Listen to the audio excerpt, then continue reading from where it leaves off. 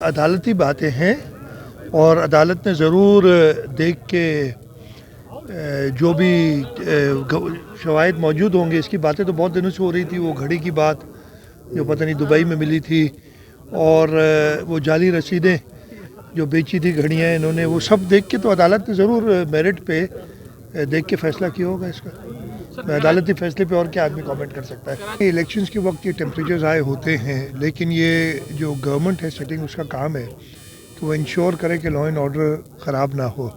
2-3 واقعات ہوئے ہیں کراچی کے اندر.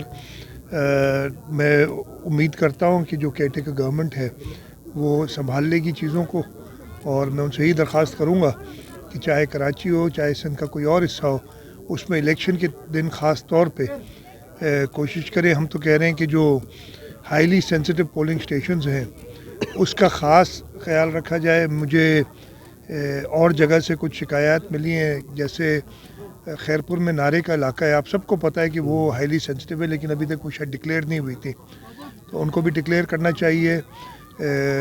نوشہر و فیروز میں کافی مقابلے ہیں, سانگڑ میں مقابلے جہاں پہ بھی ہیں وہاں پہ پراپر سیکورٹی ارینجمنٹس ہونی چاہیے. الیکشن کے بیلٹ پیپر ہو جائیں گے, کوئی اتنا مسئلہ نہیں ہے. 8 فروری ہوگی اور کوئی ڈیٹ نہیں ہے. عدالت نے سزا دی ہے, کسی لیڈر نے سزا تو نہیں دی ہے. میں پھر سے کہہ رہا ہوں, اور اگر ان کو کوئی اعتراض ہے, اور ہوتا ہے سزائیں, اس پہ آپ ان کے پاس اپیل کا حق ہے, وہ ہائی کورٹ جائیں گے, سپریم کورٹ جائیں گے, ان کے پاس حق ہے. یعنی جزوی طور پہ درست ہے, صحیح نہیں کی تھی.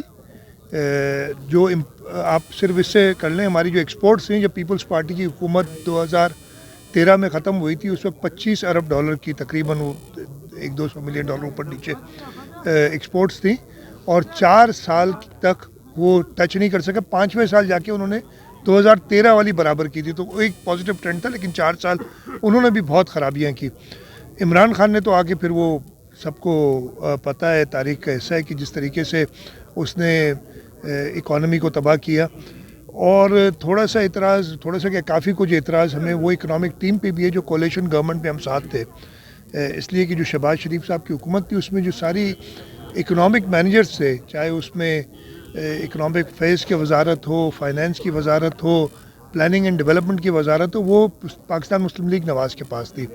اور انہوں نے IMF کی بات کر رہے ہیں, IMF کو پہلے ڈیلے کر کے بہت زیادہ, اور حالت یہ ہوئی تھی کہ جو ان کا وزیر خزانہ تھا اس کے بغیر جا کے پرائم منسٹر جب تھے شہباز شریف, انہوں نے IMF کی جو ڈائریکٹر ہیں ان سے ملاقات کی اور ان کی ایگری کیا, اور وزیر خزانہ جو موجود ہی نہیں تھا.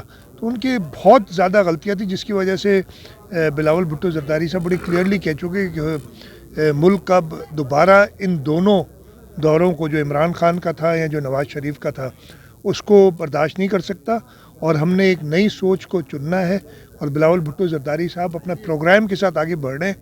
نواز شریف صاحب کو میں سن رہا ہوں جلسے وغیرہ کر رہے ہیں, لیکن ابھی تک ان کی یہی رٹ ہے کہ اگر میں نہیں جاتا تو یہ ہو جاتا اور وہ ہو جاتا, ہوائی باتیں. آگے کیا کرنا ہے, جبکہ ان کے منشور کے لیے بھی جب ان کی پارٹی نے منشور دیا تو خود کہتے ہیں کہ یہ کہہ تو رہے ہیں ہم کوشش کریں گے.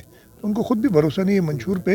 صرف ایک بلاول بھٹو زرداری صاحب ہیں جو ابھی سے نہیں 2 مہینے سے ایک اچھا پروگرام لے کے ملک کے مستقبل کے لیے, ملک کے نوجوانوں کے لیے, ملک کے کسانوں کے لیے, ملک کے مزدوروں کے لیے, سب کے لیے ایک منشور لے کے آگے بڑھ رہے ہیں. اور انشاءاللہ تعالی اس ملک میں جو اس وقت اکنامک ایشوز ہیں, دہشت گردی کے ایشوز ہیں, ان سب کو ریزالو بلاول بھٹو زرداری کر سکتے ہیں.